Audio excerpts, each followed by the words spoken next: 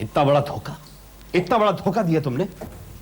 तुम तो ऐसी बात कर रहे हो जैसे कि गायत्री की जिंदगी मैंने बर्बाद कर दी है। कोई कसर भी नहीं छोड़ी तुमने। तुम अच्छी तरह जानती हो कि विक्रम किस तरह का लड़का है और फिर भी तुम गायत्री की बलि चढ़ा रही हो, उसे नरक में झोंक रही हो। क्यों कर रही हो तुम इस तरह? मैंने ऐसा कुछ भी नहीं किया। तुम शायद भूल रहे हो कि कैलाश नाथ शर्मा इस शहर का बहुत बड़ा आदमी है और उसके साथ रिश्ता जोड़कर मैं मेरी एक पोजीशन बना सकती हूँ। किस पोजीशन की बात कर रही हो तुम? सोशल पोजीशन की बात कर रही हूँ। बिजनेस कॉन्टैक्ट्स, अपने बच्चों की शादी अमीर खानदानों में। मेरी जिंदगी की सारी तमन्नाएं पूरी हो सकती है, लेकिन ये बात तुम्हारे समझ में नहीं आ सकती। क्या मतलब है तुम्हारा? शायद तुम भूल चुके हो कि मेरी जिद की वजह से तुमने वो गवर्नमेंट वाली नौकरी छोड़ दी, नहीं तो आज तक तुम उस जूनियर इंजीनियर की पोजीशन पर रहते। ये बंगला, गाड़ी, फैक्ट्री, ये सब कुछ मेरी बदौलत है। कैलाश नाथ शर्मा के साथ ये रिश्ता जोड़कर मैं लाखों का कारोबार करोड़ों में बदलना चाहती हूँ। और इसके लिए तुम गायत्री का इस्तेमाल कर रही हो? What nonsense!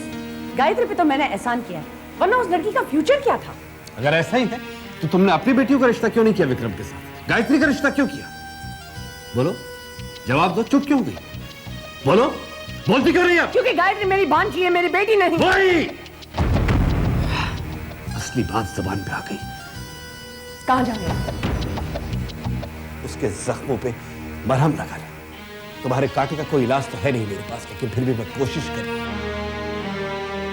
तुम्हें जो कहना है तुम कह सकते हो, लेकिन मैंने जो कुछ किया है वो अपने परिवार, बच्चों और पति के लिए किया है, और जो कुछ हुआ है वो अब बदल नहीं सकता। और अगर तुमने बदलने की कोशिश की तो मैं बदलने नहीं दूंगी।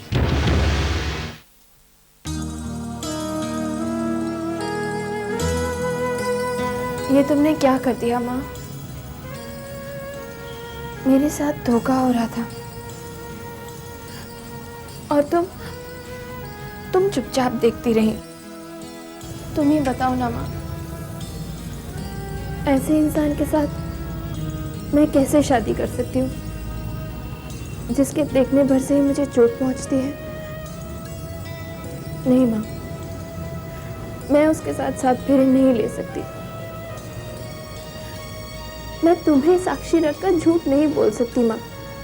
मुझे उस घर में बहू बना के मत भेजना माँ, मत भेजना। क्या कहा रेवती? मान गई वो? हाँ। मुझे तो विश्वास ही नहीं होता। माता ने हमारी सुन ली। ये तो बहुत अच्छी खबर है रेवती। लेकिन गायत्री दिखती कैसी है? साक्षात देवी का रूप है। पता है, जब मैंने गायत्री को देखा तो मुझे ऐसा लगा जैसे देवी मां मूर्ति से प्रकट होकर मेरे सामने खड़ी है। धन्य हो माता, धन्य हो। मुझे फौरन उनके घर ले चलो। मैं अपनी होने वाली बहू को देखना चाहता हूँ। मैं जानती थी कि आप यही कहेंगे, इसीलिए उन लोगों को मैंने यहाँ बुलाया है। उसी दिन शादी की तारीख भी पक्की कर लेंगे। ये तुमने बहुत अच्छा किया। मैं ना कहता था रेवती, गुरु जी की भविष्यवाणी कभी गलत साबित नहीं हो सकती। हाँ। अब मेरा बेटा सुधर जाएगा। अरे कविता, कहाँ है सब लोग? क्या बात है पापा? भैया खुशखबरी सुनानी है सबको। कैसी खुशखबरी? विक्रम के लिए लड़की मिल गई है। हाँ बेटी।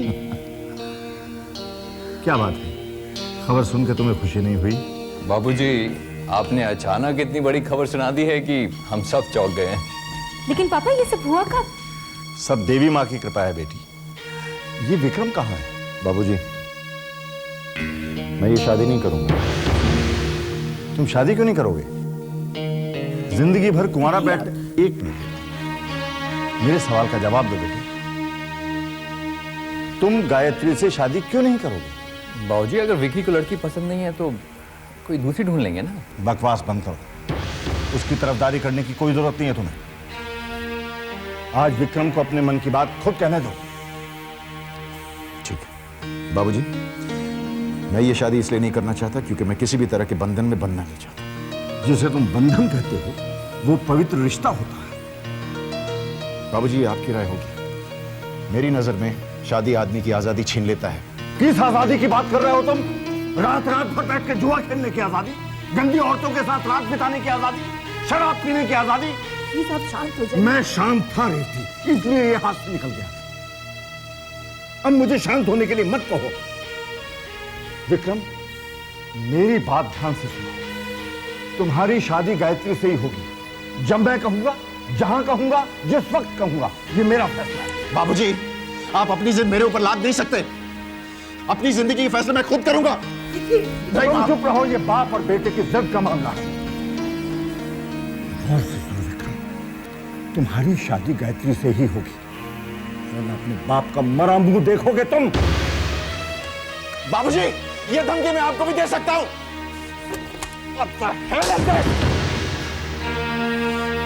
मां, ये शादी मैं नहीं करूंगा, समझा दीजिए इन्हें। अपनी जिंदगी के फैसले मैं खुद करूंगा।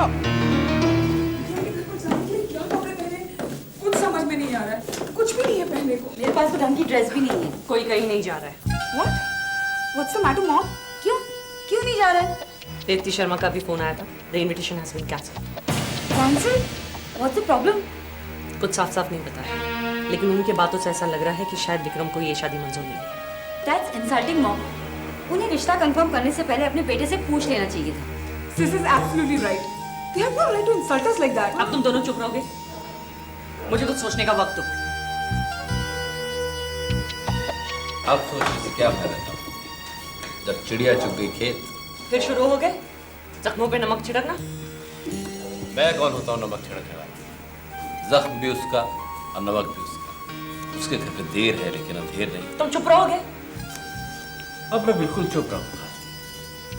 माँ ने गायत्री की सुन बेचारी को नरक जाने से बचा लिया। अब चाहे कुछ भी हो जाए, मामी चाहे कुछ भी कर ले, अब की बार मैं कंचकाओं को खाना खिलाकर ही रहूंगी। माँ, ये किस दुविधा में डाल दिया मुझे। अब आप ही बताइए मैं क्या करूं। एक तरफ पति है तो दूसरी तरफ बेटा, दोनों ही जिद्दी हैं। मैंने बड़े जतन से ये घर बनाया है माँ, इसे टूटने मत देना। विक्रम को किसी भी तरह शादी के लिए राजी कर लो माँ, किसी भी तरह राजी कर लो। नानी नानी, आप रोइए मत। विक्रम मामा शादी नहीं करेंगे तो मैं शादी करके लिए आपके बहू लाऊंगा। बेटा, हाँ, वेस्ट इंडीज पर 10,000। नहीं, बात इंडियन की नहीं है। इस वक्त मैं जुआरी हूँ और जुआरी हमेशा जीतने वाली साइड पर विश्वास रखता है। ओके। ये विक्रम भैया को क्या हो गया है? शादी के लिए मान क्यों नहीं जाते? He's so obstinate, दीदी। पापा को भी इतना तमाशा क्रिएट करने की क्या जरूरत थी? बस अल्टीमेटम दे दिया। अरे यार, थोड़ा सा वक्त देते तो मैं विक्रम को समझा सकती थी ना। लेकिन अब क्या करें? भैया तो कुछ सुनने के लिए तैयार ही नहीं है।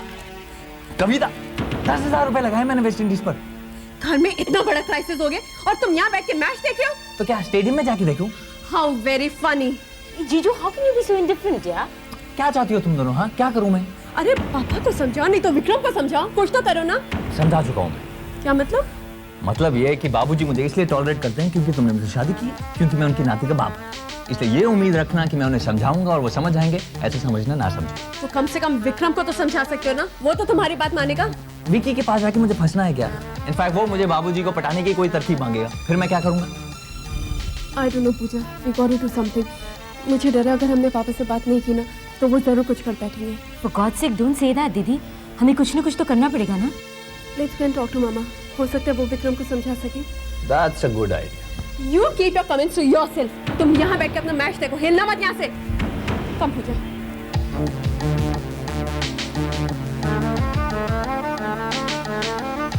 फायदा इसी में है कि बाप बेटे में टेंशन बढ़ता रहे ताकि बिजनेस का पूरा कंट्रोल मेरे हाथ में आ जाए।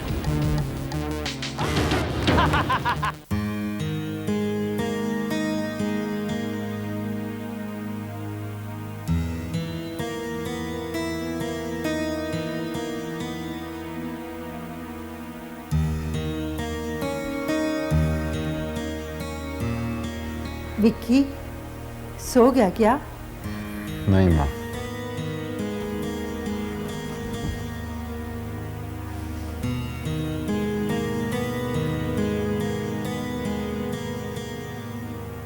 बेटे, मैं तुमसे कुछ कहने आई थी। मैं जानता हूँ क्या कहने वाली है। नहीं बेटा, जो तुम जानते हो वो दोहराने से क्या फायदा। तो फिर क्या बात है? मैं जो बात तुमसे कहने आई हूँ वो शायद कभी किसी माँ ने अपनी बेटी से कही होगी। ऐसी क्या बात है? अपनी माँ को विधवा होने से बचा लो बेटा। तुम्हारे बाबूजी अपनी जिद के पक्के हैं, अपनी बात से पीछे नहीं हटेंगे। वो अपनी जान दे देंगे। वो मैं तुम्हारे पैर पड़ती हूँ बेटा, मेरी बात मान लो। क्या कर रही हो माँ? क्या कर रही हैं आप? तो फिर तुम्हें बता मैं क्या करूं? तुम्हारे और तुम्हारे बाबूजी की जिद के आगे मैं बेबस हो गई हूँ। तो फिर माँ, आप बाबूजी को जाकर क्यों नहीं कहते कि अपनी जिद छोड़ दें? जिस दिन तुम्हारे बाबूजी ने मेरी मांग में सिंदूर भरकर मुझे पत्नी का हक दिया था, उसी दिन मैंने भी उन्हें कुछ हक दिए थे। मैं उनकी बात के खिलाफ नहीं जा सकती बेटा, लेकिन मैंने तुम्हें अपनी कोख से जन्मा है, तुम पर मेरा हक है। मैं तुम्हारे आगे भीख मांगती हूँ कि मेरी बात मान लो बेटा।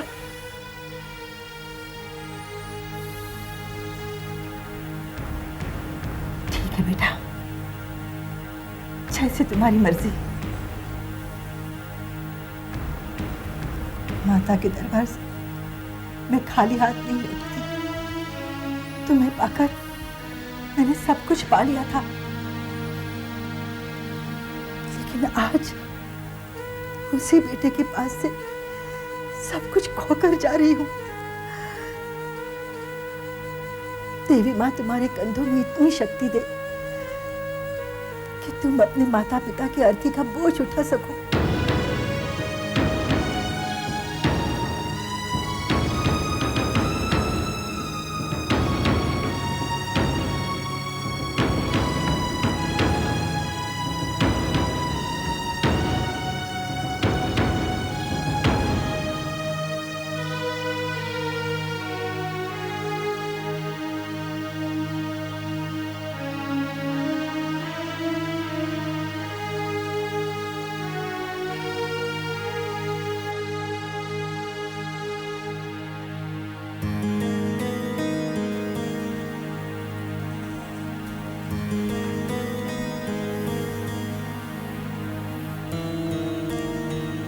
कहाँ गई थी रेवती? अपने खून को परखने। परख लिया? हाँ। क्या नतीजा निकला? बिल्कुल आप पर गया है, आपकी तरह ही जिद्दी है। बाबूजी, अब तुम्हें क्या चाहिए? बाबूजी, आई एम सॉरी। आपकी इच्छा पूरी हो जाएगी। आप चाहें तो इस घर में बहू ला सकते हैं। रेवती, क्या तुमने भी वही सुना जो मैंने सुना?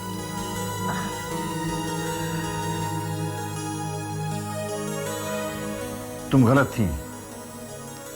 मेरा बेटा मुझ जैसा जिद्दी जरूर है, लेकिन वो गया तुम पर है। गायत्री के घर वालों को फोन करो, मैं अपनी होने वाली बहू को बहुत जल्दी देखना चाहता हूं। Vicky, my son.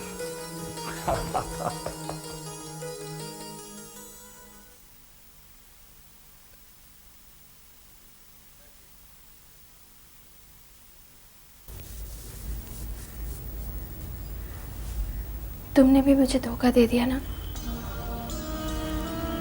क्यों किया तुमने ऐसा? हाँ? मेरी किस गलती की सजा दे रहे हो मुझे? बताओ। चुप क्यों? ये इस तरह मुस्कुराने से काम नहीं चलेगा। आज तुम्हें मेरे सवालों का जवाब देना ही होगा। बताओ ना माँ, क्यों भेजना चाहती हो मुझे उस नर्क में? बताओ। अपनी माँ से शिकायत कर रही हो बेटा?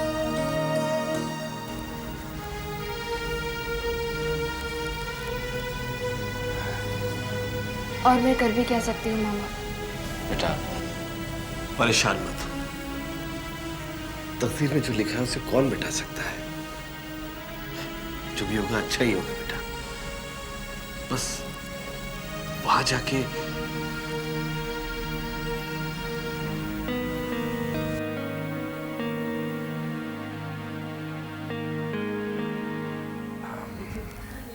यहाँ पे रखा है। Thank you.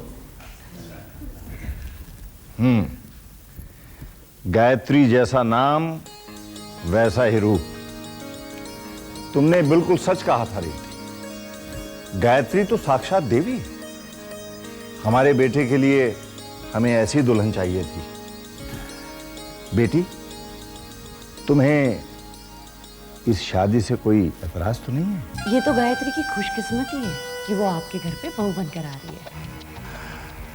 तो फिर ठीक है सत्यन साहब, आपकी भांजी हमारे घर की बहू बन गई। अब आप जल्दी से जल्दी शादी की तारीख तय करवाएं। बिल्कुल। ये लो, विक्रम भी आ गया।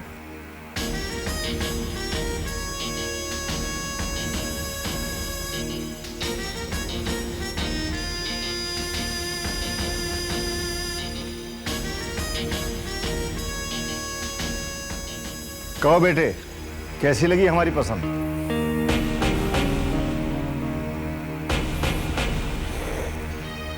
बिल्कुल आप ही की पसंद है बाबूजी। अब आपको अगर ऐतराज नहीं हो तो विक्रम और गायत्री को अकेला छोड़ दें आपस में बातचीत करने के लिए। इसकी क्या जरूरत है? बातचीत करने के लिए तो सारी उम्र पड़ी है। सही कह रही हैं आप। अब इसकी क्या जरूरत है? फैसला तो हो चुका है।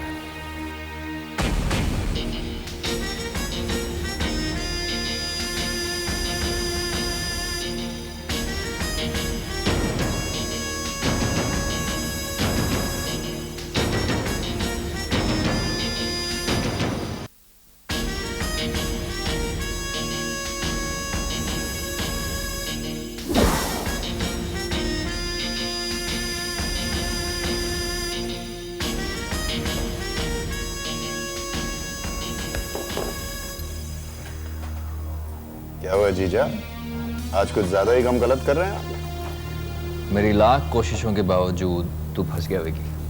आई एम सॉरी, मैं तेरी शादी रुकवा नहीं सकी। तो इसमें रोने की क्या बात है? शादी कर रहा हूँ, फांसी पे थोड़ी चढ़ रहा हूँ। एक गिलास देना यार। पागल, फांसी में आदमी लटक कर टै बोल देता है, लेकिन शादी में जिंदगी भर के लिए आदमी लटका रहता है और कुछ नहीं बोलता। जीजा बेकार की बातें छोड़ो, ऐसा कुछ नहीं होगा मेरे साथ। क्यों? तो दुनिया के मर्दों से अलग है। बिल्कुल। कैसे? देखो जीजा, शादी करके मैं अपने लिए बीवी नहीं ला रहा हूँ, बल्कि माँ और बाबूजी के लिए बहू ला रहा हूँ।